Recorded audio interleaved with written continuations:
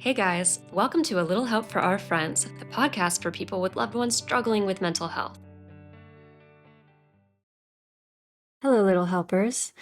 Today we are going to talk about something that comes from a couples therapy intervention called emotion focused therapy. It's something I've been doing all year. Kibby just did a workshop on it, so we're jazzed up to talk about this. But couples therapy is something I love to do. And obviously, as you all know, we love talking about romance on this show. So today we're going to talk about a couple dynamic that can cause problems, and that is the pursuer withdrawer dynamic. So we're going to get into that today. But first, I'm going to kick it off to Kibby to talk about Cool Mind, and then I think we're going to do some life updates. Thanks. So Cool of Mind is our platform that we're really making for you, all you little helpers, to help you learn the skills to support a loved one with emotion dysregulation. So I've noticed that a lot of people who've been reaching out are people who have like a husband or a wife who might have some anger issues and tend to explode with emotion, and the person doesn't know what to do. They want to be able to set boundaries so it doesn't get dangerous, but they also want to help their loved one too. So that is like what people have been reaching out for help with. So I wanted to talk about something exciting that in mid-July, we're going to start a group course on this. So, if you're interested and just want to learn more about working one-on-one with me or to join the group, you could reach out to Coolamind, KULAMIND.com, or the link in the show notes to book a call with me to just chat about it. So Awesome. Now I kind of want to teach that. yeah. Well, you best believe that I'm going to rope you into teaching a couple sessions, especially on any of your favorite topics. So yeah, Jacqueline will also be teaching the group. Well, I guess that can As she's kick just off finding out right now. my life. Yeah. Well, my life update, I guess, is that I'm going to be a psychologist soon, and therefore will be able to be roped into your practice. Yeah, so I'm defending my Yay! dissertation on Friday, and then that's kind of it. Then I just have to survive in my internship for another 3 months, which is great. And then I get to be a doctor. How are you Finally. feeling? Really good. I mean, my feelings of excitement are slightly suspended because I have to get through this hurdle first.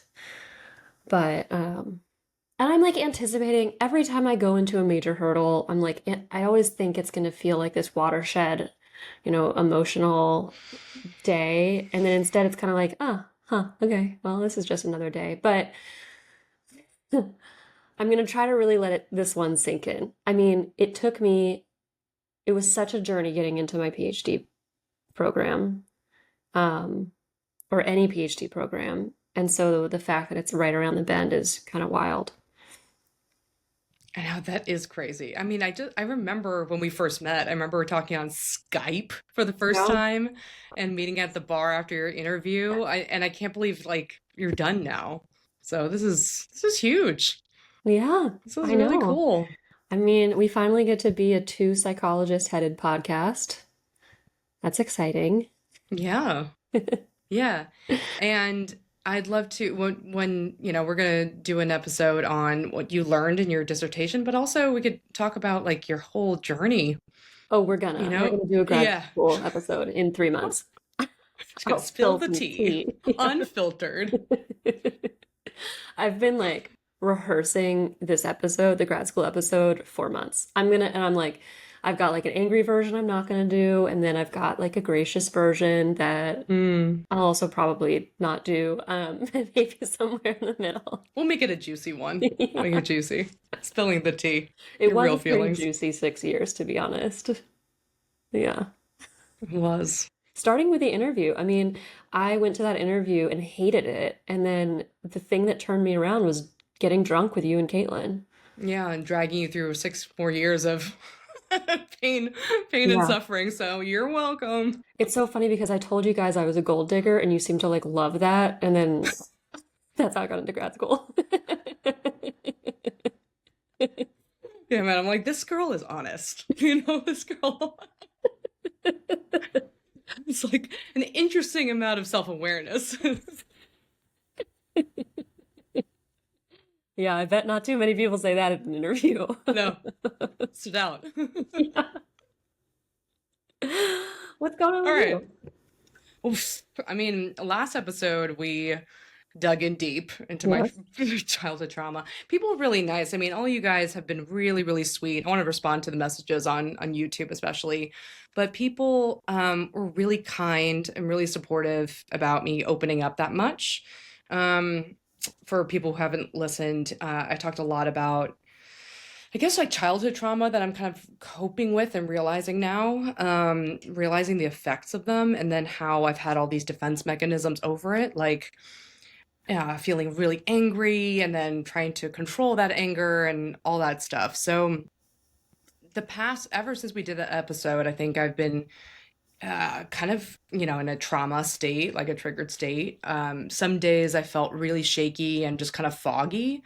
And I found it really hard to focus on like details and, like things on my schedule slipped my attention. Like I just was like a mess Hmm. and I felt really shaky and insecure. So I kind of felt like, um, as if I was like porous, like not my normal full bodied self, but as if I was like a shaky leaf.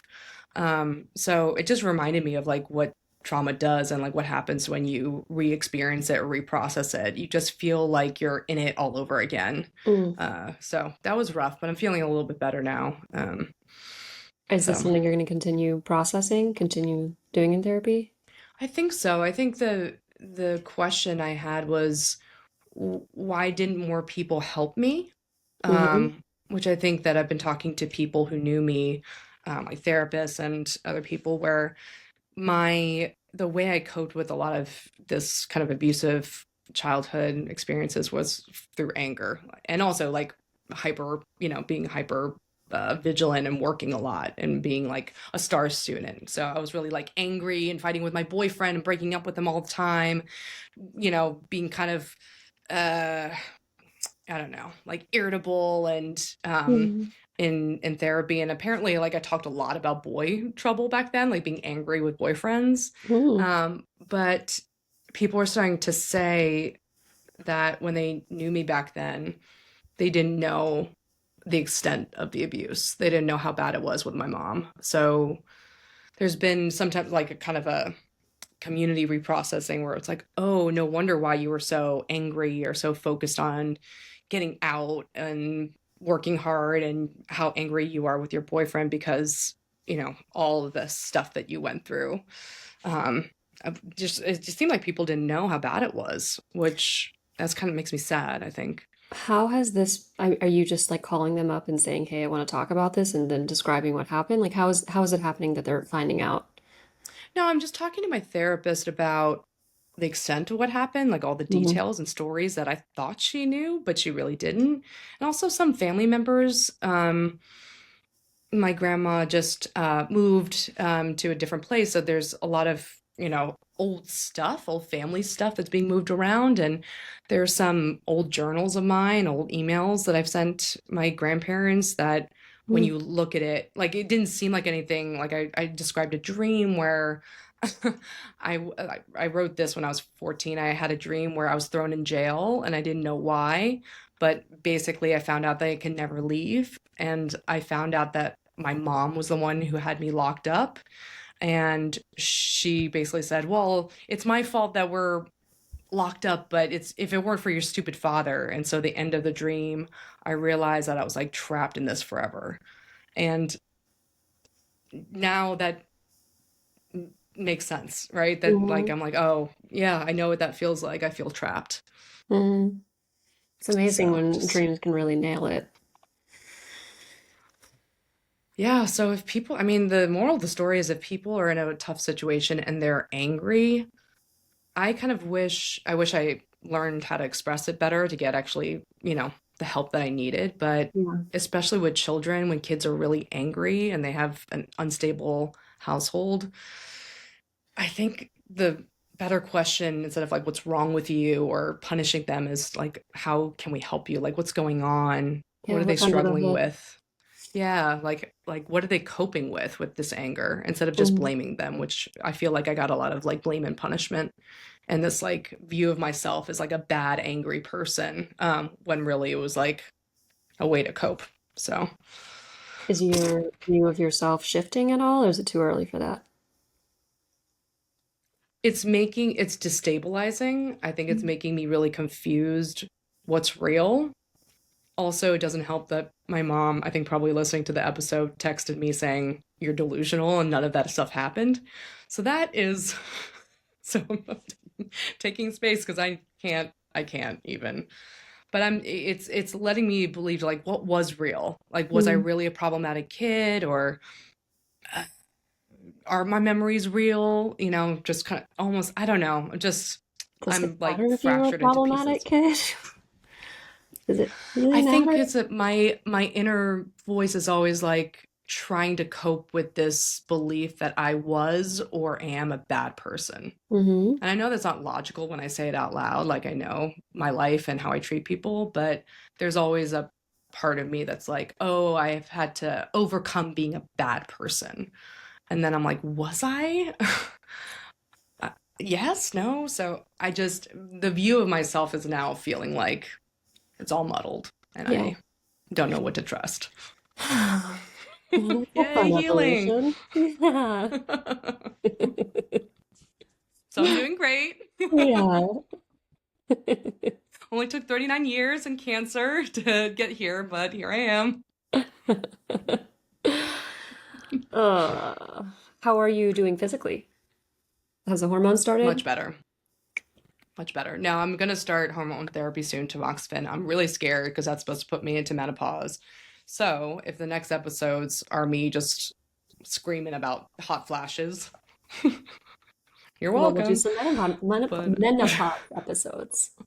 do some hormonal episodes, but I'm through the major part. I'm cancer free and this is all about preventing it. So I'm kind of like it almost kind of feels like a new start in many Mhm. ways, like new start to my body, new start to the way I see myself, new start to motherhood and me as a professional helping other people going through stuff that I went through. So it's like it kind of feels like a rebirth in a way. It doesn't feel as like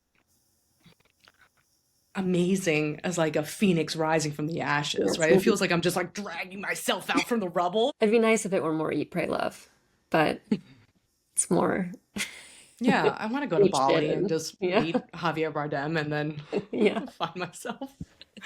But We'll we all get to get to where we're going some way. see. All right. Well, speaking of fucking Javier Bardem, why don't we move into our discussion of romance? Mm-hmm. Mm-hmm. Okay. Oh, it's making me think about Vicky Cristina Barcelona, one of my favorite movies of all times. Is he in it? Yeah, have you not seen it? Jacqueline, your homework after this is to watch that movie. We're going to talk about this episode, and the next one is going to be all about couples dynamics Yeah. and problematic ones and disconnection and connection. You have to watch that movie. It's so Christina good. Barcelona? Vicky Cristina Barcelona. It's a Woody Allen movie with Javier Bardem, Scarlett Johansson, Penelope Cruz, and I forgot her other name, but the three most beautiful, sensual women in all sorts of ways. You have to watch it. Okay. Everyone listening, you gotta watch that movie if you haven't. Tell me about the pursuer withdrawal section. You tell me. Okay, so emotion is I it can explain it if you emotionally want, but focused therapy? Is it emotion emotion focused. focused therapy? Emotion Okay, focused therapy. so emotion focused therapy is this amazing couples therapy modality that you've been learning a lot. And I just did an intensive training, I think it was last week. Mhm. And it was so beautiful because it just tied together attachment theory and attachment needs with couples dynamics and then what to do about it and emotion regulation. So it really just like, it was like everything I was looking for, and Mhm. my mind is still blown from it. And yeah, you've been doing Mhm. it all year, right? Yeah, I'm in an EFT rotation, so I've been working with couples for about 9 months now and doing weekly like supervision and didactics. Um, I'll be honest, I mean, the couple that I worked with primarily was extraordinarily difficult, and so my confidence in myself doing EFT is like a little bit low. But I love the model, and it's like if I could master EFT, I would feel like a superstar. Hmm. Like it's like all of my growth edges in one. It would make me into the psychologist I want to be. So it's Hmm. I'm actually joining a practice as a postdoc next year with an EFT focus as well. So it's going to be a big part of my Nice. work. Hmm. Nice. Well, why don't you say what the basic model is or the goal is for EFT, and then we can. Yeah, so I'm not going to get too in the weeds, but basically the way I would think about it is you have a couple and they've been missing each other, right? So if we think about like any couple, any person is going to make bids, like bids for attention, bids for love. And the way we kind of react to those bids is important. And what will often happen is over time, or because of our dynamic, or because of our attachment history, we're not responding optimally to our partner, and we're getting into a cycle where what's really happening emotionally is something like, I want love. I want to know that you care about me. I don't know how to get that from you, but I'm trying. But how that's expressed comes across very differently. It can come across aggressively, like, um, why can't you ever do the dishes? Or like, why aren't we having sex? Like, what do you even give a shit? Right? So it's like it comes across as really confronting and shaming, but what it's really saying is like, I have an unmet need and I want you to fill it, and I don't understand why you're not filling it, and I just want you to show up for me, right? And show me that you value me. And that tends to be more the pursuer. Like, I am somebody, maybe I have an attachment history where if I wasn't the one to speak up, no one else would. Maybe I have an attachment history where, in order to have people pay attention to me, I have to be as loud as possible. I have to make myself seen because otherwise I'm just going to go unnoticed. Um, and so, I'm going to go after it. I'm going to want to resolve conflicts right away. I'm going to be the person who says, we can't go to bed without resolving this. Like, we have to talk about it. We have to get it out in the open. Let's have this fight. Let's just do it. Like, come on, come on, come on. Like, connect with me. Like, don't move away from me. Don't ignore me. Right? Don't disappear. Like, in order for me to feel secure, you have to be in this with me and you have to be communicating with me. Um, and what the other person, the kind of withdrawer in the dynamic, might be doing is saying, oh God, I don't know how to respond to this.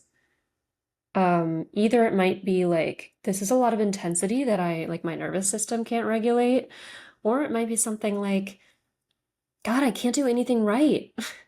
Like, yet again, like okay, fine, I didn't take the trash out, I didn't do the dishes, but like, do you ever notice what I do right? Like, I feel like everything I do is not enough, and it just makes me want to hide and disappear and withdraw. Um, and what they're saying kind of underneath, right, is like, why am I not good enough? Like, how can I be good enough? I don't, and I keep trying, but nothing happens. And I'm afraid to speak up. I'm afraid to tussle with you because it's really dysregulating for me. And I don't know what's going to happen. And I'm too scared of a blow up because that could fracture us forever. So their attachment history might be really different, right? They might be the conciliatory one growing up. They might be the one whose needs never mattered, and so they just learn to keep them to themselves and keep quiet. They might have come from a home where people were really like loud and aggressive and scary, and so they learn to like keep their feelings to themselves and kind of hide away with it.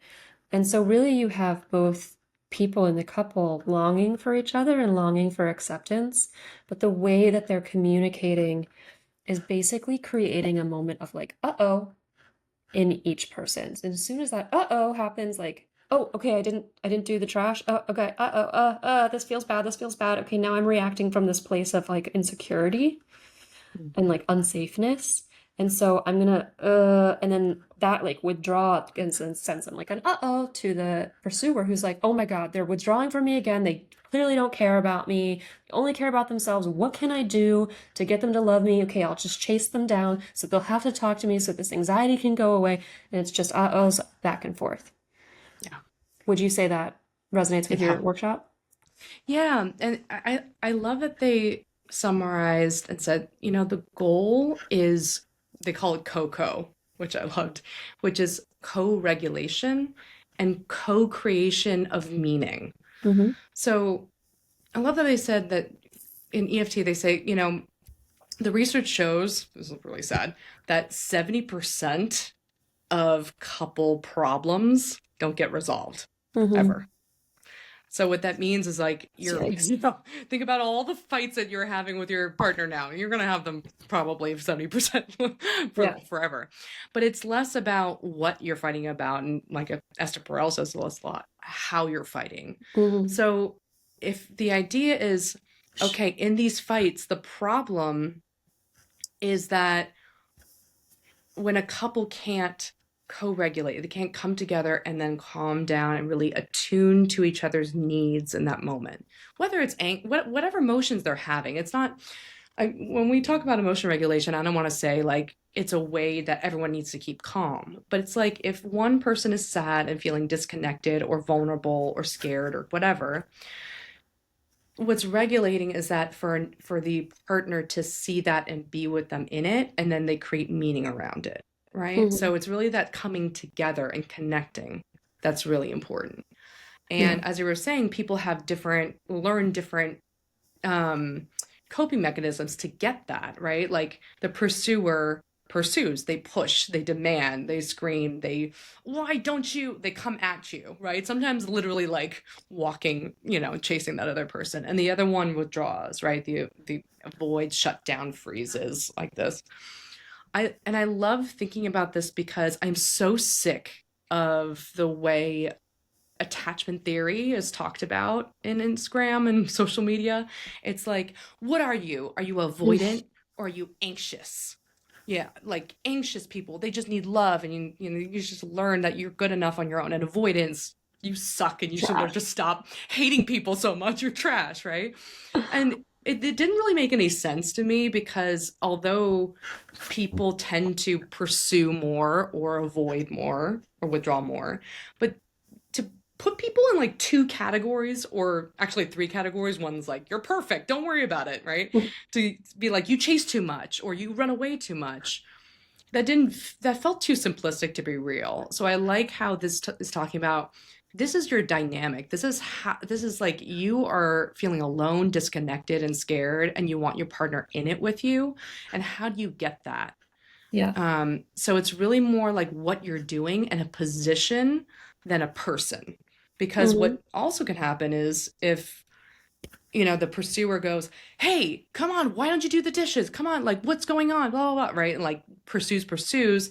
And the withdrawer pulls away and shuts down. It's like, I don't know. I don't know what's okay, fine, whatever.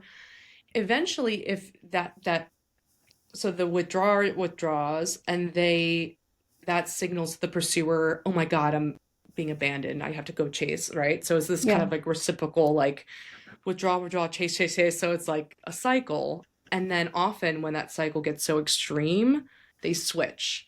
The Mm. withdrawer snaps and goes like, fine, get it, like, what do you want? Ugh. And then the pursuer gives up, right? Shuts down, says, fine, I don't want to be the one always fighting for this. Mm-hmm. So there really is always like kind of a back and forth. And as you said, it's just like a pattern of missing each other. Yeah. So, Yeah, yeah. I think the kind of one of the goals, you're saying like the co-regulation piece, for instance, is there's this move called tempo. And this is kind of one of the major things that the psychologist is trying to do with the couple. So the first, basically what you're trying to do is say, I like to call it the line of vulnerability. So like below the line of vulnerability is what's really going on like in your heart, right? Where it's like, I want to know that you love me. I want you in this feeling with me so that you can help me, so that I know that you're there for me, right? And the, you know, It might be like the why do you think I do everything wrong? Why am I not good enough? Why like that's all the stuff that needs to be communicated, but instead is communicated ineffectively, kind of above the line of vulnerability. That's the like, why do you never take the trash out? Like, why am I do you just like you just expect me to do everything for you? Like while you're just fucking around. You know, it's like that kind of stuff. Um, but so what you're I've really been gonna there. look like is you're yeah. Right. So you're gonna like look at this at like the latest fight, right? And you're gonna try to locate for each person what was the first uh-oh. So this is the T in tempo, which is trigger. So like when was that first moment where you go, oh, this something doesn't feel Mm. good. Something doesn't feel good and I have to respond to that. So once you kind of have the trigger, located, then you can say, oh, okay, that was what started all of this. What did that trigger sort of say to me? Like, what was the emotion that came up when that trigger happened? Because then, as we know, emotions have action urges and they propel us into doing things that maybe otherwise we wouldn't do. So, if, like with the trash example, it's like my trigger was seeing that the trash hadn't been taken out. And the emotion that I felt was anger. Well, the next thing you have to understand is like, what's the meaning of that trigger to you? How did you interpret what happened?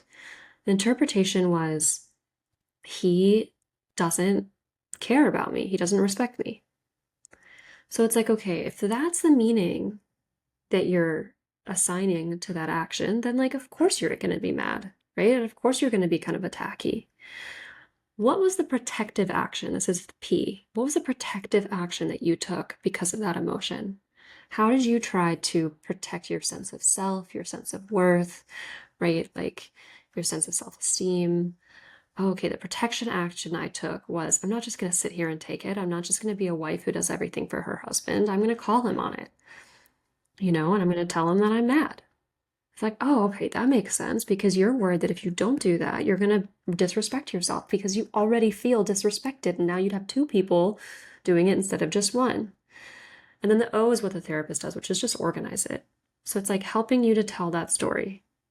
Then you move over to the other person, right? So your trigger was being blamed for not taking the trash out. Oh, the emotion you experienced was like anxiety. And the meaning you said was, oh, I'm just never good enough. I can never do anything right. So your protective action was to shut down and not talk about it because you don't want to be further accused of this and you feel like you can't explain. If you never do anything right, then how are you going to explain it? You don't do anything right. So of course you're not going to explain it right. So then you're going to run and hide, right? So that's the protective action. And what we want to get the people to do, the couple to do, is say, hey, when I saw that the trash wasn't taken out, I got angry because I thought that that meant you didn't care about me and didn't respect me. And that made me want to attack you and, get really mad at you and tell you exactly how I felt. But I want you to know that, like, really, that was about me fearing that you don't want me, that you don't love me. Because once the other partner can understand that, it's like, oh, it's not that I do everything wrong. It's that she's really longing for me to show her that I love her, and she's experiencing some of the things I do as a real like attachment wound. It's not about like, am I good at chores, right? And so then that kind of that's that vulnerability that allows the partner to then respond differently. Mm. Yeah. Yeah, and what you're talking about is a form of assessment, like really getting people to tune to what was going on in those conflict patterns and be like, okay, let's see that pursue withdraw dynamic. Hmm. And the really cool thing about it is that it's about the couples to stop blaming each other and stop like getting at each other with these hard emotions with the pursuit, like stonewalling and fighting, right? But to Yeah, more see, hey, this is we're tackling this negative cycle together. This pursue withdraw is a thing that's happening, and we got to come together to figure it out. yeah. I I also I also find it so validating to hear this model and because basically it gives a lot of legitimacy to the idea that when you don't feel connected to your partner, the person who's supposed to be your rock, your foundation, your literally partner, it's crazy making, Hmm. right? Like to feel like someone doesn't care about you or someone doesn't see you, it drives you nuts, especially if you had an insecure attachment or abandonment issues growing up, right? Yeah. So for this to escalate that quickly and to kind of go into these default coping mechanisms, it makes sense. But Yeah. what was so powerful in the workshop was that they took one day to talk about the withdrawer and then one day to talk about the pursuer. And I've always was like, am I more avoidant or am I more anxious? Right? We've always talked about that. Like, am I avoidant? But it's really cool. They describe the withdrawer almost like the internalizer, the fixer, people pleaser, the Mm, one who tends to be more like they said like more detailed oriented and conscientious, but really I think it's more of this people pleaser, the one who has learned that you can get safety and your needs met by de-escalating. yeah. So maybe they grew up in an environment where it was explosive and chaotic and they learned, okay, my job, if I need to get my needs met, I got to calm everyone down, avoid conflict. And the fear that's driving that is so sad. It's like if we keep going like this, if we keep escalating, something terrible is going to happen. Hmm. There's going to be, we're going to say something we don't mean, something that we can't take back. We're going to do something to damage the relationship or our kids or something. But continuing this escalation is bad. So what do? Is I freeze. And Hmm. the thing is that it might be obvious that the withdraw, the freezing, stonewalling is making it worse, but they feel like there's so much pressure, like they're walking on eggshells or walking in a landmine, Yeah. where they go, well, I I know that freezing is bad, but I also think that it's not as bad as escalating, right? So Hmm. this is like the lesser of two evils. Hmm. But I feel like I'm trying so hard to make everything work and de-escalate and keep everyone calm and mediate, and I'm still not being successful. I'm a failure. Yeah. So it's so sad because when we did this like experiential exercise where we closed our eyes and like put ourselves in the position of a withdrawer, and there was parts of it I really resonated with, but I really pictured Alex, my husband, and I know, but the thing that drives me nuts about him is when we fight, He's I like will be super like, withdrawn. say something, like just tell, like I don't even know if you love me or like me, and then he's just like, and then he's trying to take all the things that we talk about. It's like, okay, validate. He goes, I get that. I understand why you feel that way. I'm like, that's not what I mean. Like, just tell me you love me. Okay, well, I Oh, that's do, so but cute. you don't seem to listen. And so I like picturing myself in his position and feeling like no, like I know that he gets paralysis around like when he tries to do the right thing. Like he Hmm. freezes when it comes to making the right decision. He's such an optimizer. And I felt like so much sympathy for him as I'm picturing like the feeling of like, oh no, I don't know what to do, but freezing is at least nothing bad is gonna happen here. And I was like, Yeah. I'm like crying and like in the workshop. So Oh, that's that's a so withdrawer. sweet. That's probably so helpful for your marriage, honestly. I mean, I Yeah, I think came home and I was like, I'm sorry. And he was just like, okay. I think Classic a reframe withdrawer. I've seen my couples really appreciate is both both the pursuer and the withdrawer are fighting for the relationship in their own ways. And it can feel when you're in it as if it's the opposite, right? Like the withdrawer like is literally not fighting. They're running away. They're they're just abdicating, right? But that's not actually what's happening. Like what you're saying is no, this is their way of fighting for it. This is their way of like keeping everybody safe and doing the best they know how. And what we need to do in EFT is to help the couple understand that these moves make sense and that they're not a sign of a lack of love. And if they are, then that's a different story, you know? But broadly, like they can be an expression of love. And same for the pursuer, right? It can feel to the withdrawer like, yeah, that's you fighting for us, like you calling me names and, chasing me around the house and making me feel like nothing. But it's trying to be like, let's get this out in the open. Like, let's do this thing. Let's figure this out. Like, please be in this with me. Um, And so really like recognizing like I'm the therapist. I'm not here to shame you. I'm not here to referee. I'm not here to tell you who's right or who's wrong. I'm here to help you make sense of these moves for each other so you can get back to understanding like, oh, like we do care about this. Yeah, I always, they talk about this in the workshop. I always interpreted withdrawal as I don't care, or Mm-hmm. a rejection. Like I felt abandoned in those moments where I'm like screaming for him to say something and tell him reassure me, and then he's like freezing up. I'm like, oh, this is a sign he doesn't care, right? And it's kind of like all of Instagram would tell you the same. Like people are avoiding real commitment. They don't really, want love. But no, they've learned that it's like the difference between like they're the benzo, whereas a pursuer is a stimulant. They've Mm-hmm. learned to stay safe by and stay connected by de-escalating, by deactivating, getting things calm, not moving, going Yeah. slow, right? So that really helps me reframe the way I see like avoidance or that withdrawal pattern. What is your experience like as the pursuer? Thanks for assuming I'm a pursuer. But they talk when they in the workshop they talked about pursuers as um, like I saw it as more externalizers, ones who chase, ones who use fight rather than flight, right? Like go after.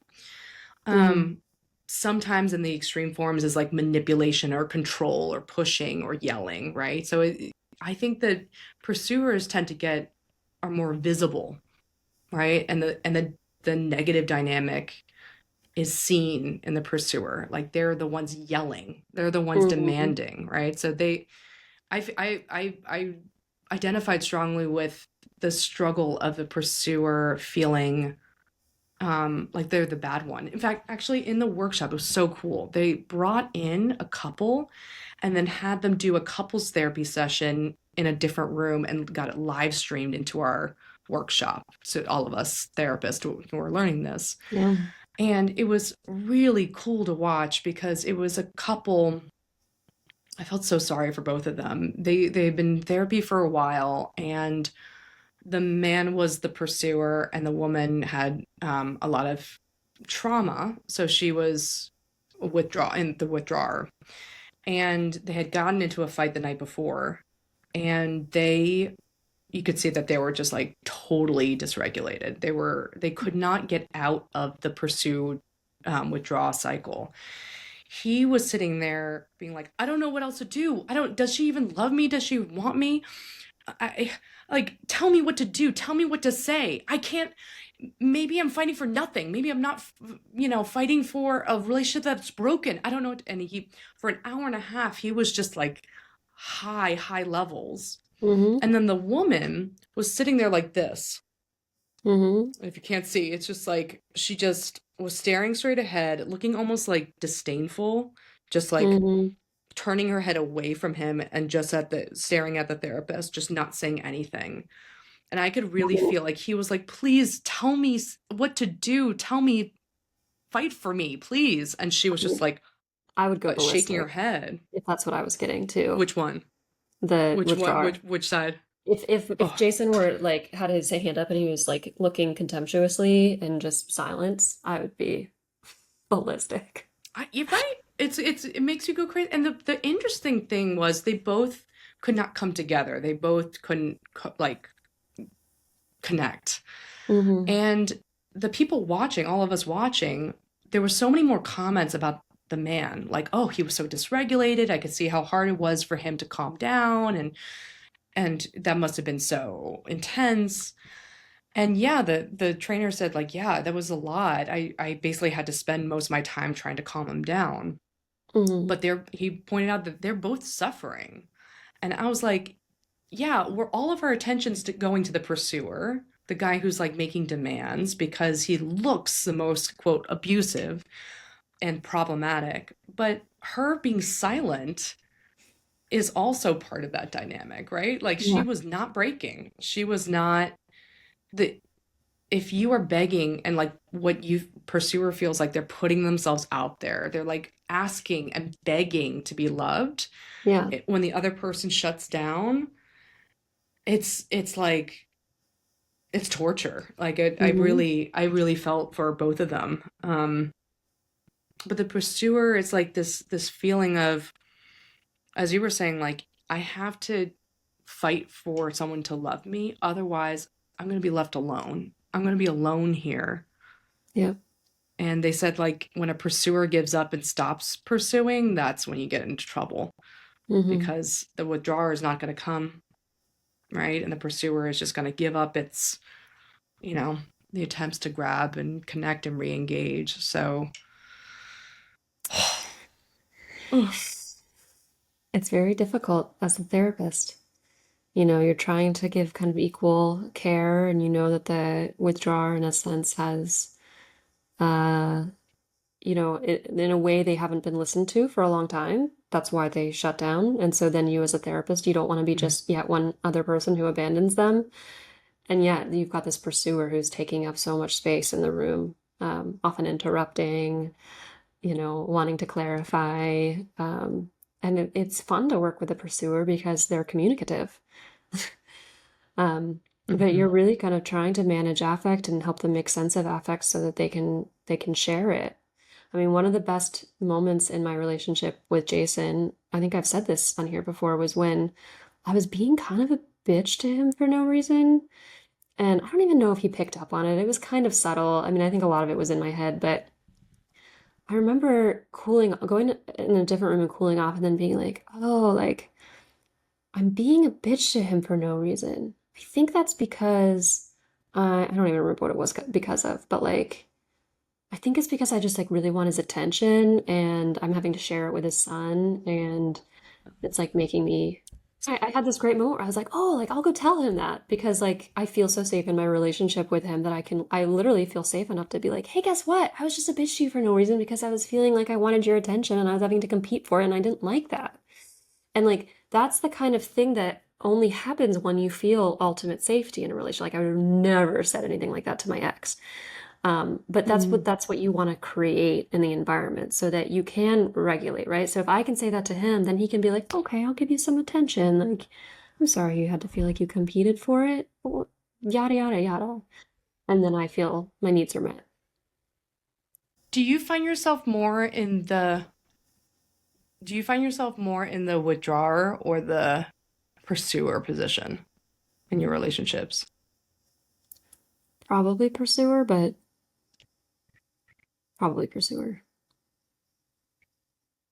I feel like in my Because last you one, I always was like identify as maybe someone with withdrawer. avoidant attachment. Yeah. Well, I think that was inaccurate. Um, I think I was just more interested in having fun than being in a relationship back then.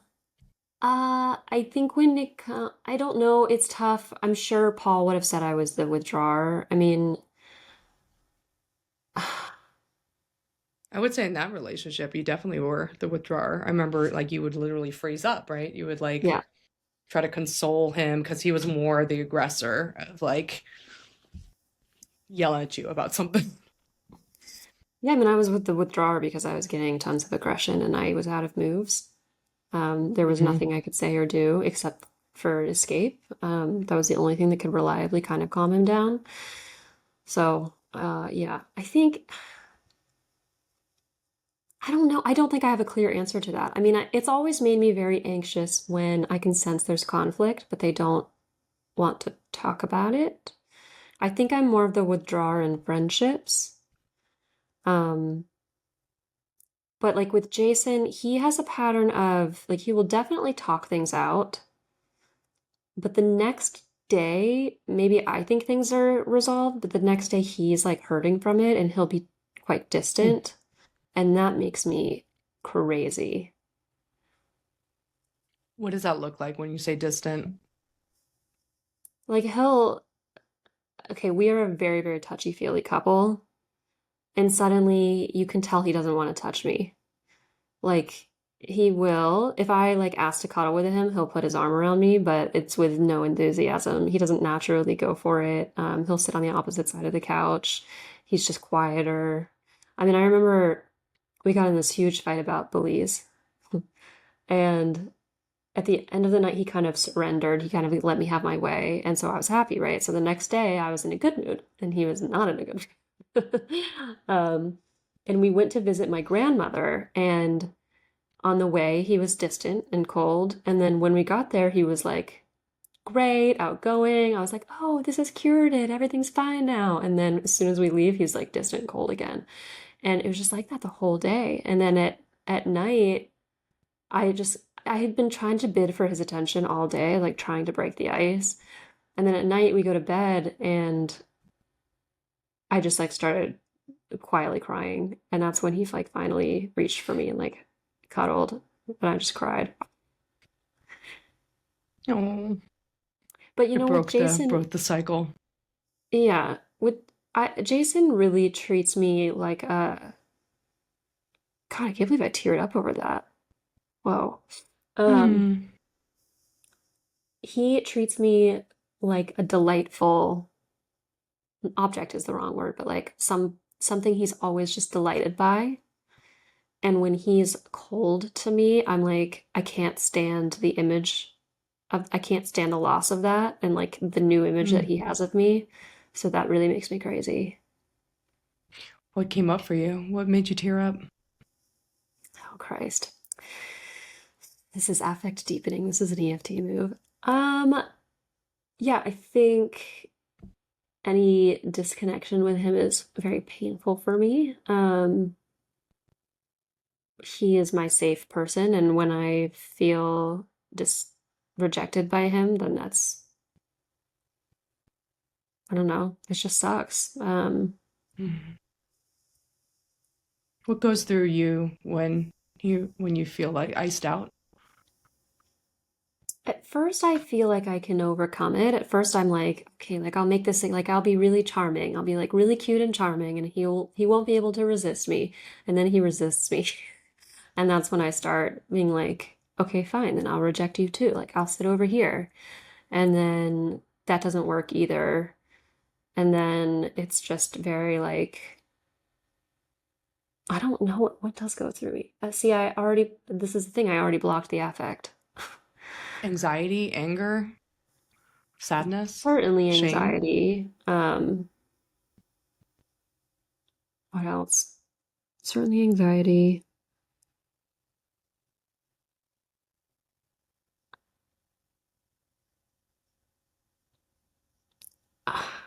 I'm trying to connect with it and I don't know if I can. I blocked the affect. I Hmm. think, I mean, uh,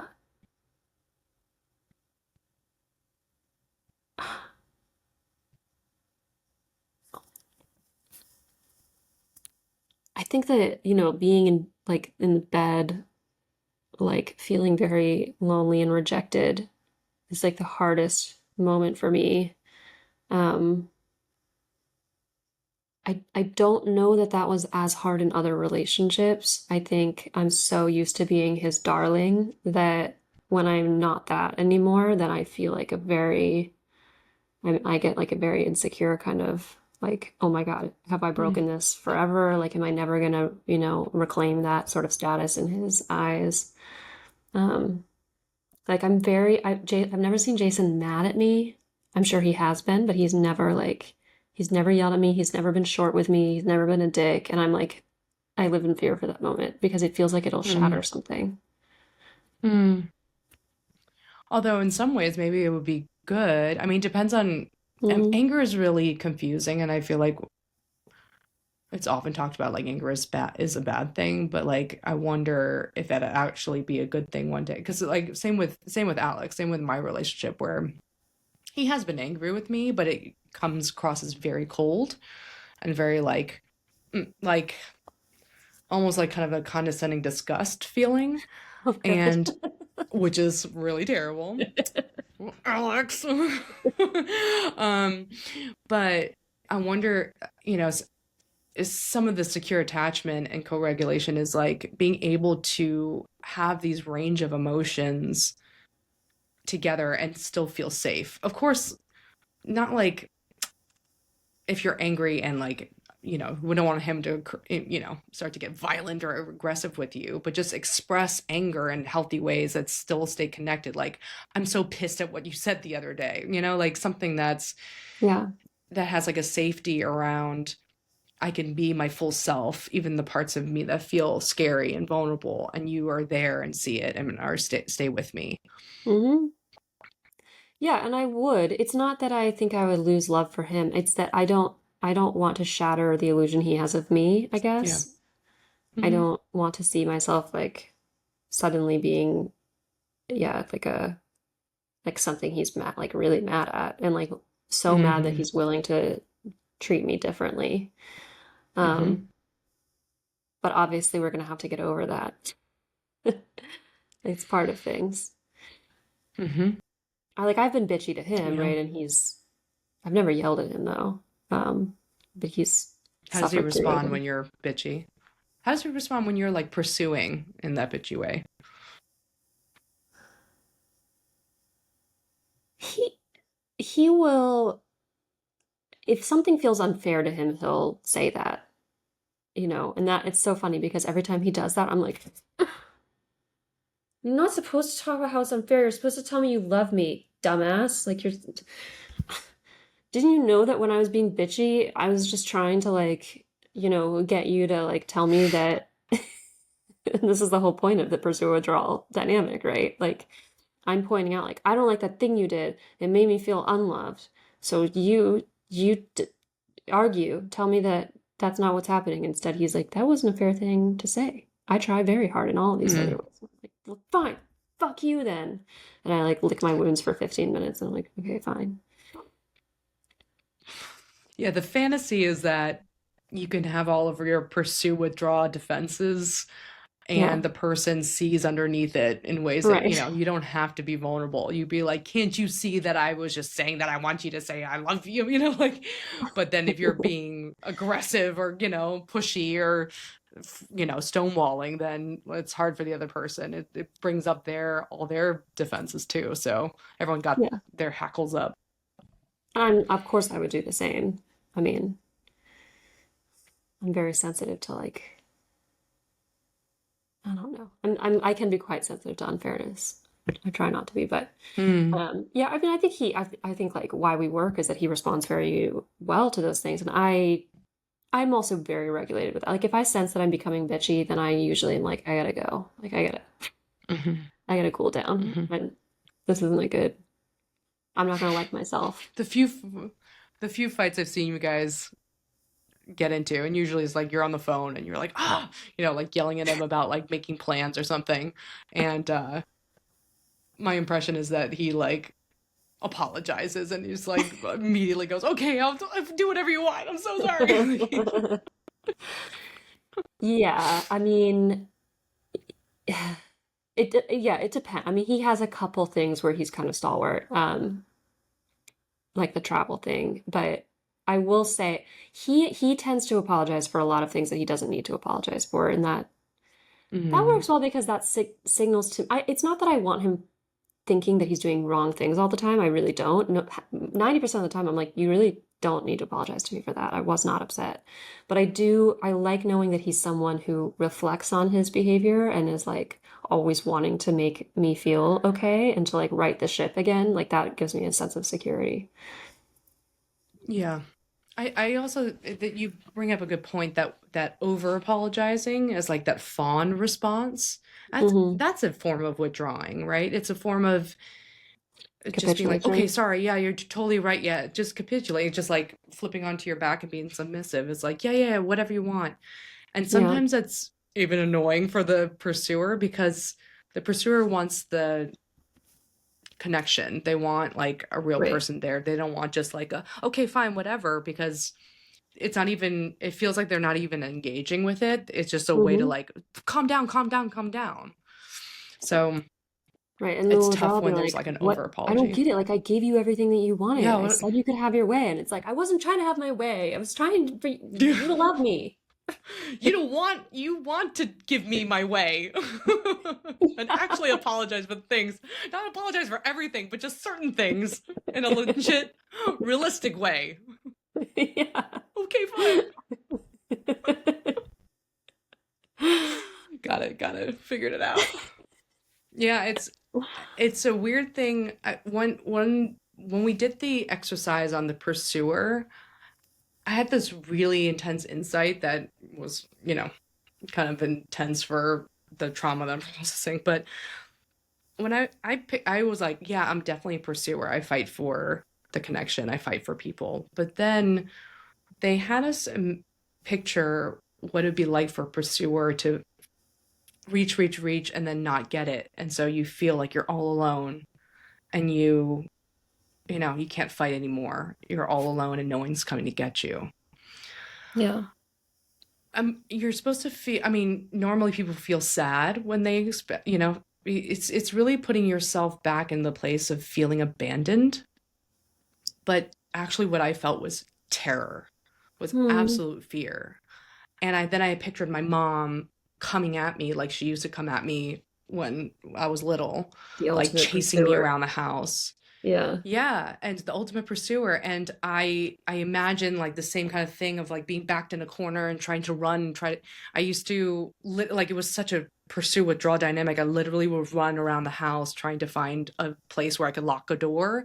And eventually when she removed all the locks or and all the doors from the hinges, I learned to like climb out into the balcony and even to the side of the building where I almost died a couple times, like Oh climbing my God. to the roof. Yeah, I mean, I literally was withdrawing. I was running for my life. And that's what came up for me and I was like, "Oh my God, I realized that I pursue situations to make me feel safe." Like when I would be in that position, I sometimes if I made it down, like sometimes my mom would call the doorman to tell them not to let me downstairs and lock the door. But when I could, I would leave and go to my dad's house. And so I was pursuing that connection Hmm. to keep me safe from the one that I was trying to withdraw from. So I was like, oh, no wonder why I don't identify strongly with avoidant or anxious attachment. I'm both. I'm disorganized Oh, attachment. fun. Congratulations. Yeah. You are forever But branded with a D yep, in your all disorganized. I have a categories. little bit of Yeah. both. But yeah, I like thinking about how it's so important for our survival and our regulation and safety to feel close and secure with someone. Like secure attachment with someone is such a key point for human survival. Hmm. And sometimes we don't like to admit it because that's almost like, no, we should be okay by ourselves. Like, no, it's important to feel safe with people. Hmm. And then we learn all these different ways to get that safety. And sometimes it's counterproductive. We're gonna look for the resources that's literally like behind. Oh, here it is.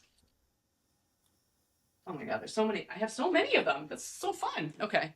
So I'll link these resources. But this is, it's been the reverse. It's called Hold Me Tight by Dr. Hmm. Sue Johnson, the founder of EFT. This is a really good book for couples to learn the Hmm. EFT. And then there's like attachment theory and practice with Sue Johnson. This is a little bit more for, I think it's a little bit more for clinicians. Anyway, but I'll link these two books to the resources because I think they're excellent. And I'm like now an EFT diehard. It's so funny So because Sue Johnson, the founder, kind of looks like a Dolly Parton-esque character, like big coiffed hair, Southern accent, like, and yet brilliant. Like she's the total example of like don't judge a book by its cover. Like she's like this therapy is absolutely brilliant. ugh, So like yeah, getting Hold Me Tight, great idea. Great idea for couples. she passed away last year. Do you know that? Yeah. And apparently, like everyone loved her. They said that she was like a lovely person. So it was a Mm. real big loss. So Mm. hold me tight. Alrighty. Well, we'll be back with another episode on this topic. I think I'm also going to talk about my dissertation maybe next week. So we got some fun stuff coming up, and if you would like to help us co-regulate and get to our vulnerable under the line of vulnerability, you could tell us that you love us with a 5-star rating on Apple Podcasts and Spotify and a little comment. And we'll see you next week. By accessing this podcast, I acknowledge that the hosts of this podcast make no warranty, guarantee, or representation as to the accuracy or sufficiency of the information featured in this podcast. The information, opinions, and recommendations presented in this podcast are for general information only, and any reliance on the information provided in this podcast is done at your own risk. This podcast and any and all content or services available on or through this podcast are provided for general, non-commercial informational purposes only and do not constitute the practice of medical or any other professional judgment, advice, diagnosis, or treatment, and should not be considered or used as a substitute for the independent professional judgment, advice, diagnosis, or treatment of a duly licensed and qualified healthcare provider.